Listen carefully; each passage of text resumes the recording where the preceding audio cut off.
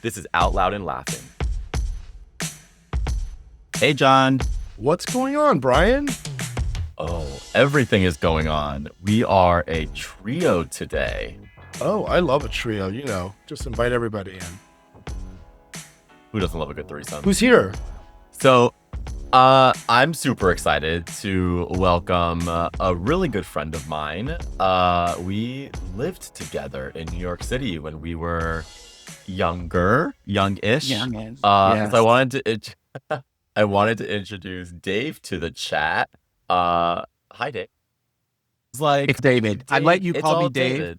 but it's all David. I'm gonna switch it up throughout this chat then, just to get you riled up. Great. Actually, I appreciate it. You left out how we met, which was in gay softball, which I feel like is a quintessential young gay boy journey. we did meet in gay softball. So I was a youngin in New York City living with women, and I feel like I was missing having gay friends. So I decided to join a gay softball league, which Jon has talked about doing recently. So he's kind of followed the same path. And on my team, I met David, who I feel like we were the ones of like the same age, because we also had some older folks. So you and I just easily connected and went from there. There was like I missed a commonality of age, life purpose, vision. We got going quickly. But we did not overlap on taste. No, we did not overlap on tastes. And I feel like we And actually worked really well as roommates because we had no friends in common. And so it was like, great. You do you, I'm going to do me, and we will order pizza and meet in a safe place. It's true. And you were Yeah. also a fan of not wearing clothes. Yeah. And you wore your towel up to your neck. And so as much as I tried to get you to opposites attract. Still do. Yeah, exactly. It is With the headpiece and all of it. it's very overwhelming and very meticulous. It is a way to dry all the bits below without having a towel. So it was air drying. It was total air dry. So the one thing we have a couple things we want to talk to you about today. So we're super excited to have you here. But the one thing that we do have in common now over the last 4 or 5 years now is we're both dads.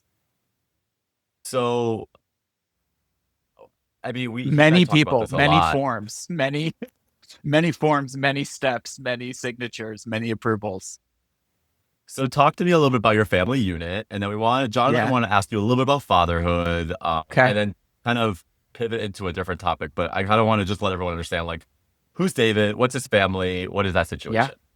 Cool. So we live out in Portland, Oregon now. I became a West Coaster. And in my household, we have my husband, Rafael, and my 4-year-old child, Simon, who currently is not my responsibility because we're at my parents'. So he's with the grandparents for 2 weeks, and I'm living my best life.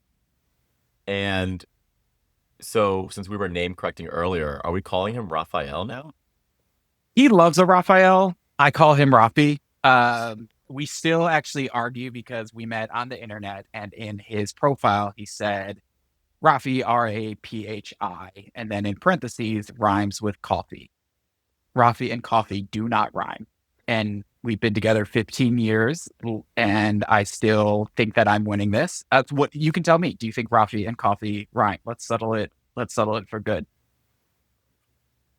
Nothing rhymes with coffee. There you go. It's like purple I or feel orange. validated.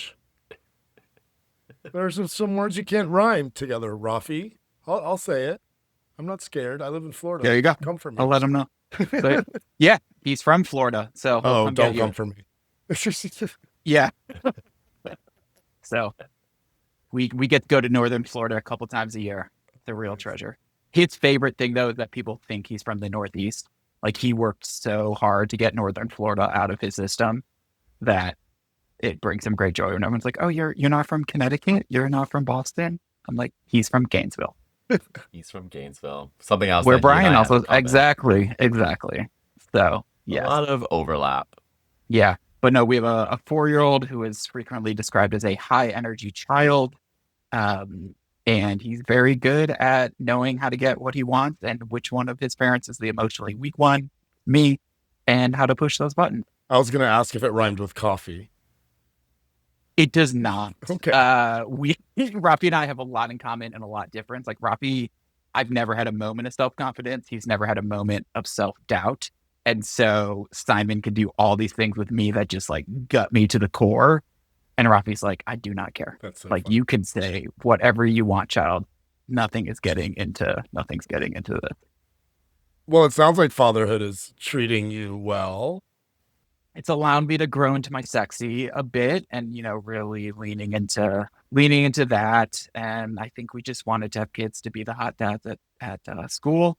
And you just, all the cliches are true. It goes by as quickly as they say.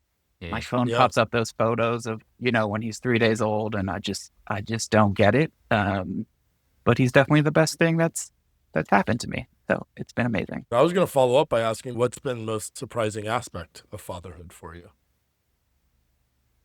Oh, okay. So I'll go tactical and strategic. Love it. So Wide and deep. Love it. Tactical, no one tells you how quickly those toenails grow and how frequently you have to trim their nails as an infant. Like, That's a fact. That's great. nowhere in any of the things does someone say, hey, you're going to have to spend half of your first life trimming this. And I made him bleed when he was maybe like 3 weeks old, and I haven't cut a nail since. Like, Rafi also does all the practical things. Like, he fixes things, he solves things. So that now falls into his genre or his responsibilities. Yeah, the nail cutting for sure. No one tells you That's how a good one. this is be. And then I think strategically, just like the way that it frames danger differently, right? Like now I see groups of 14-year-old boys come to the park, and I'm just like, ugh, like less of that. We're not doing that. Calm it down. But yeah, you just see everything through a different lens, and it gives it like a depth that I personally, did not have prior, which has been pretty incredible. I find that very interesting over your answer because now that I think about it, I feel like I'm cutting Kenzie's nails every other day. And whenever I get her hand, I'm like, did that just grew back? Like it is wild actually. I never thought about that. Oh, yeah. I just look at his nails and I'm like, in my mind, I go, someone should cut those, but that someone is not going to be me. See, we I'm tried the one in charge of it. Oh, well, they have the nail clipper, then they have the buffer, they have like all these different systems. And his little dinosaur nails were like, nope, I'm not working with any of these, but it's constant and nonstop. And apparently happens until they're much older. Like someone's like, yeah, I still cut my 8-year-old's nails. And we're not doing that. That's soft parenting. That's not happening in my household. Yeah, no, same independence for real. Kenzie also got this nail painting kit where she puts her hands in now and she pushes down and it a wind blows on it so she can dry her nails too. So she is a very nail. Oh yeah, it's very. I use it even. It's great. Yeah. So yeah, Kenzie is very much a fan. I like that. I did want to. I mean, obviously, I'm close enough to you, so I know you as a dad, as a friend, everything, and I feel like I actually admire you because I feel like you do a really good job of being a gay dad, also thriving as a gay man because those could be exclusive, right? They're two different things, like making sure that you could still enjoy being a gay man, not always just be a dad figure. And I would just love to like, how do you prioritize you? Because I feel like you do such a better job than I do. Yeah, I mean, the reality is, and Bryan, you were there for a lot of this, is in my early 20s, I started having very significant health challenges, and I had to learn to become ruthless in my prioritization of my time because I literally did not have the energy to do any of what I wanted to do. And so I learned to let go of all the things that I don't care about, and then figure out where am I going to fit it. So obviously, like, not super fun, the health part, but definitely the learning of stopping caring really what a lot of people think, the learning of, oh, I should be doing this, and more just, I got 17 minutes, where do I want to spend it?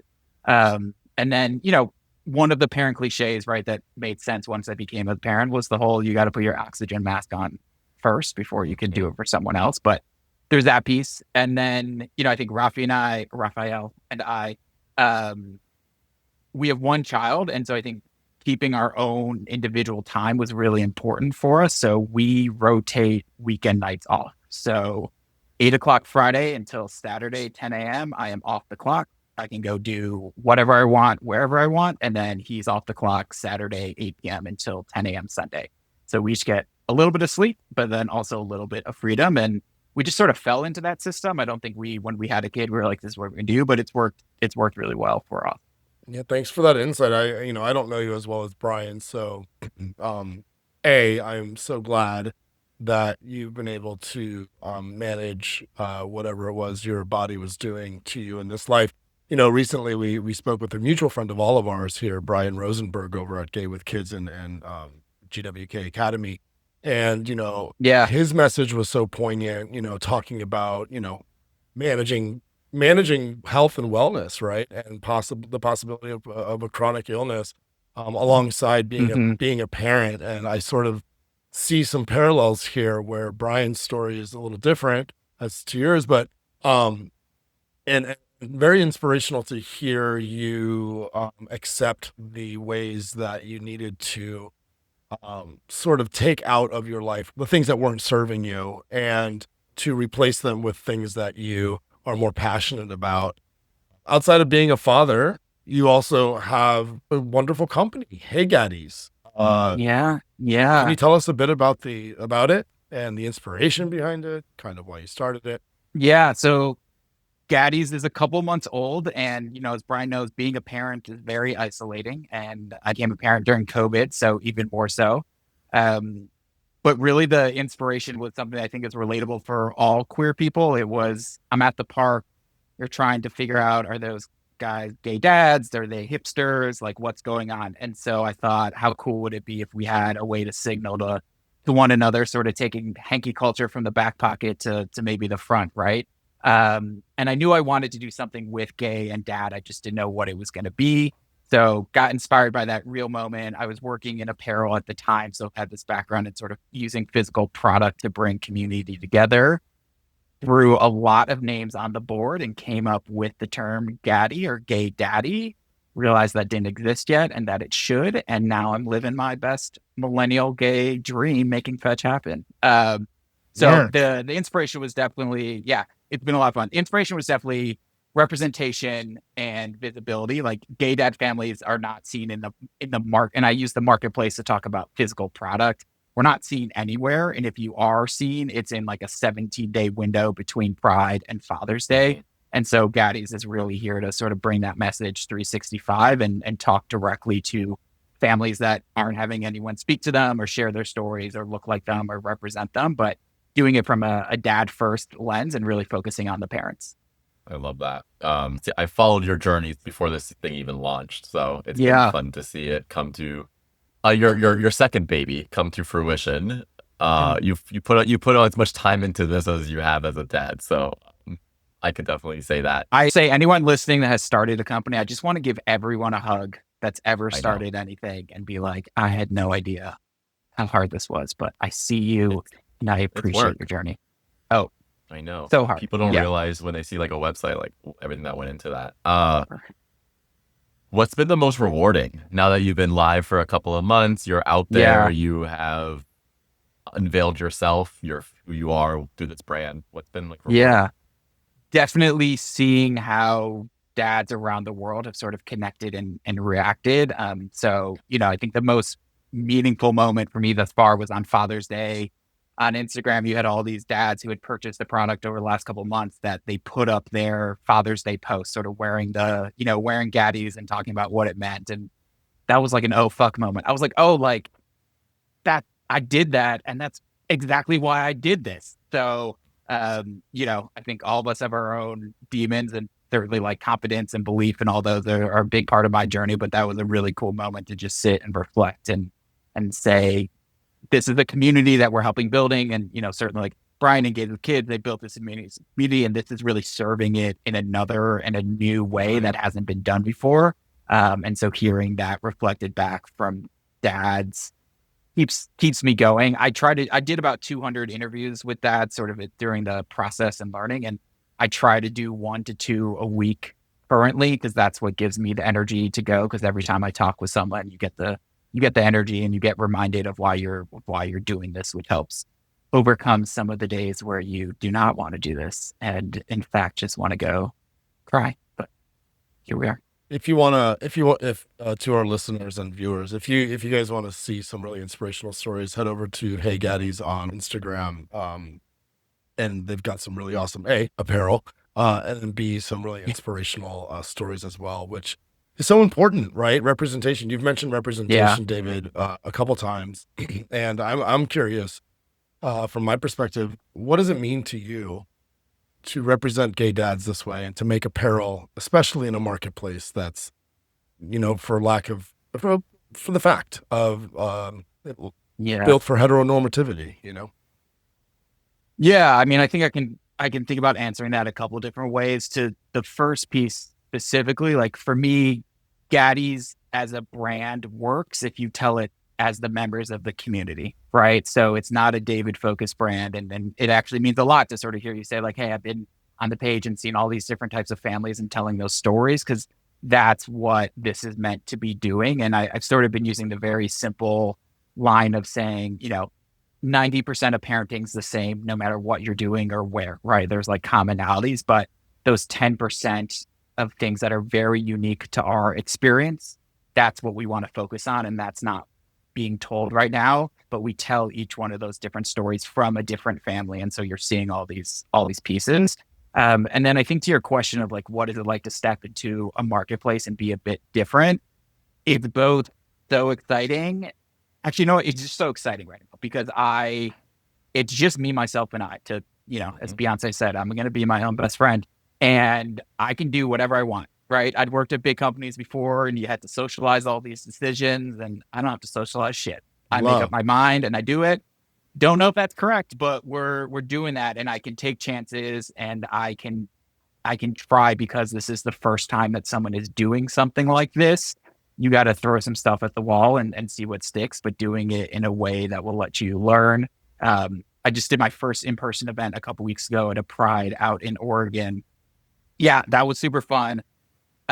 Getting the reactions and, our tagline for the dad in you, people have a lot of fun with and sort of, puts it all together. Thank you.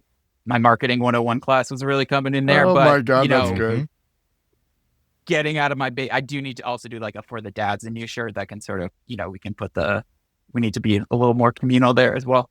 Um, but there I met this pair of sisters that they were in their 70s and they came up and they were talking to me about how their dad, who's no longer living, came out at age 62. He'd had Oh, wow. 5 kids, and came out later in life. And those are like, especially some of the stories I'm trying to tell, because actually the vast majority of men who identify as gay and dads in the US right now, their children came from relationships, prior heterosexual relationships, and that's not seen anywhere. Or we're doing a series soon of what is it like to become an Gaddy, right? Like you never thought that kids were part of your journey, but then you start dating someone that has kids, and you become a father in that way. Or what does it mean now in 2025 to date with intention around kids being gay? When do you bring it up in the dating process? How do you sort of filter? And that's what's changed so quickly, even in the last like 10 to 15 years, I think. Mhm. And putting all those pieces together while still being a gay man, a queer man, and not leaving any of those parts behind. Because a lot of what changes are just you're becoming a parent less than you're becoming a gay parent. And I think I personally get a little bit frustrated with some of the notions that still exist around that. And I'm trying to Yeah, find the ways to bust them. I agree. I love that. I think your brand stands for so much positivity, but we Yeah. also shouldn't forget that it is still a gay brand and your marketing Yeah. message for the dad in you, which there's so many different Yeah. ways to play on that. And I would actually love to Yeah. hear the fun parts of this too, or a little bit around like you are a gay brand and gay men Yeah. and people and like what's some of the tea? What's some of the how has it gotten spicy? How are the DMs? Yeah. So, well, Brian knows this. I hate the internet, and so I did not have social media before this, and so I downloaded Instagram. I am now on there, and it really does go down in the DMs, like just unprompted sending of so many things. It's definitely the quiet Midwestern types that I have found you got to look out for the most. Um, it's funny because like as Gaddies, I get to sort of be this like neutral party where people just sort of tell me all the things. And Bryan knows that. Like when Bryan and I lived together, I was a hotline suicide crisis counselor for the Trevor Project. Thank you right? for your work. And so you sort of learn to listen. Yeah, no, I mean, it's such an incredible experience. But I think even some of that, like bringing it in and allowing people to fill the space. So a lot of Midwestern folks looking for some connection. I love when I'm talking to both members of the couple and you're just like, what app is this? Because this could really be on so many different platforms, but people, Hey, Grinder. I think sort of the ethos. Yeah, exactly. There's we're coming out, by the time it comes out, we'll have had our little leather line come out, the Heartness collection, throwing a harness on a heart. Yes. And that is really rooted in saying becoming a parent doesn't eliminate desirability, right? It doesn't eliminate your desires. It doesn't eliminate people being desired toward you. And certainly in like the gay and queer community where that has been so front and center for so many different positives or negative reasons, that's like a real conversation to have and not shy away from, because you're getting the babysitter and you're going out to the bar, right? Or all those different things. But definitely, I don't know what Instagram is doing in terms of studying their gay clientele and how we use the app, but it is certainly special. I will say a gay dad's Instagram stories are the most chaotic place I've ever been, because it goes from like school recital and play dates to very different play dates immediately after. And I don't have any context for how this works in the straight world, but it's the beautiful chaos that is who we are. So that has been very exciting. I want to hear a couple more of your DM stories if you have any juicy ones, but I just wanted to pepper in that I love that you're doing this sort of reframing around like the leather wear and stuff, because, if you look at, again, comparing this to the more heteronormative marketplace, you have the most prolific brand in the world, the rich, like Victoria's Secret, which sexualized parents. These were professionals. These were people who were well respected, and they were really enjoying their life on all aspects, including their private life. So I just wanted to celebrate and take a moment to say thanks for the reframe. That's beautiful. Yeah, we're doing it. And I think from a business lens, it's being super clear, like this is who I'm speaking to and this is who I'm talking to. And Bryan knows we have sort of outer layers, right? So we have a couple different groups. We have the folks that I call our Gadi baddies. So those are the people that have always sort of had gay and queer friends, and now they're dads and they want to learn to celebrate them. So part of the inspiration, maybe back to your first question, I think people want to celebrate gay dads. They want to celebrate the families of gay dads. They don't know how to, and so they don't do anything, right? Like anytime we don't know something, we'll do it. So part of this is using celebration as validation. So on the website, right, you can buy apparel and merch. We sell books featuring gay dads and gay dads' families. So if you're looking for a way to come and celebrate that person in your life, it can be sort of the one-stop shop for that. Love. It's a cool brand. I'm excited to see where it goes. I'm staying close to it. Anyone listening, it's heygaddies.com. Yeah. I'll plug it for you. Yeah. HEYGADDIES. Tried to do the little HOTTOGO thing. Didn't take off the way I wanted, but someone will. It'll take off. See it. Yeah, See, it's so good. It's really good. It's so good. Yeah. So, there are those pieces. And then, I got my grandpa who's 100. He's wearing the Gadi hat. Yes. And you're just putting all the pieces together. So the OG Gadi. I love it. OG Gadi. Yeah. Well, thank David for joining our pod. We loved having you on. We would love to have you back. I think I would love to have an episode dedicated to what do you do Friday from 8 to 10 a.m. I think all the listeners now just need to know, but I feel like we need more time for that. Check out Only Gads. That's where that content will live. Also, Gaddy's Gone Wild, dropping early next year. Honestly, like if that's how I end up monetizing this situation, then whatever. That is Done. what it is. But mostly I started a company so I could come on this podcast, and it has been a true honor. And thank you for the two of you doing what you do. Oh, thank you. Spoiler alert, we would have had you on anyway. Bye. This was Out Loud and Laughing. We're available everywhere you get your podcasts. Spotify, Apple, YouTube, iHeart, or wherever.